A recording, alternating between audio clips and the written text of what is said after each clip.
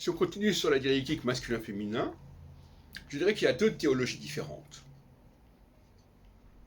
La théologie masculine,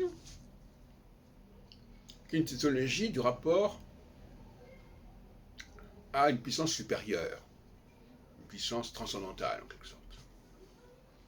Et la théologie féminine, qui est plutôt un rapport avec une puissance humaine. Comme Jésus, c'est un être humain. S'intéresser au cosmos, c'est déjà transcendant. Donc, on a deux niveaux de théologie, j'en ai parlé à plusieurs reprises. Les femmes ont un culte de la personnalité, si on veut dire, culte des grands hommes, paradoxalement. Les grands musiciens, des grands philosophes, des grands... tout ce qu'on voudra.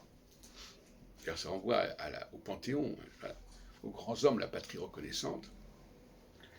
Et les hommes, eux, ont un culte des structures transcendantales.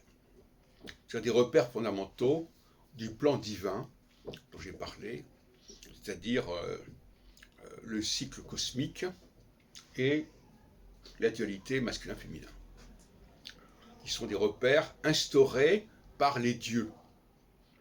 Les dieux au sens du livre de la Genèse, tel que moi je l'interprète en tout cas. C'est-à-dire ces dieux qui ont créé le ciel et la terre, notre ciel, notre terre, et qui ont créé aussi, quelque part, le peuple juif, pour jouer ce rôle central. Donc ce sont deux théologies complètement différentes, qui cohabitent, et qui, comme je l'ai dit dans une précédente vidéo, qui alternent. La théologie féminine va se développer en phase solsticiale, et la théologie masculine en phase équinoxiale. La phase équinoxiale, c'est d'ailleurs l'axe bélier-balance, et l'axe solsticial, c'est cancer-capricorne. Bon, c'est pas difficile à comprendre. Puisque ces axes-là vont se substituer, pour moi, aux 12 signes zodiaques, qui sont une structure complètement comment dirais-je, obsolète.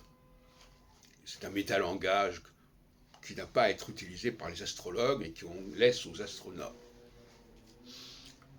Voilà, donc, même au niveau de la théologie, il y a tantôt une théologie masculine qui s'impose en phase équinoxiale, et une théologie féminine qui s'impose en phase solsticiale. Une théologie de la digue.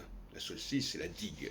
C'est le barrage contre l'envahisseur, contre l'infini, contre l'inconnu.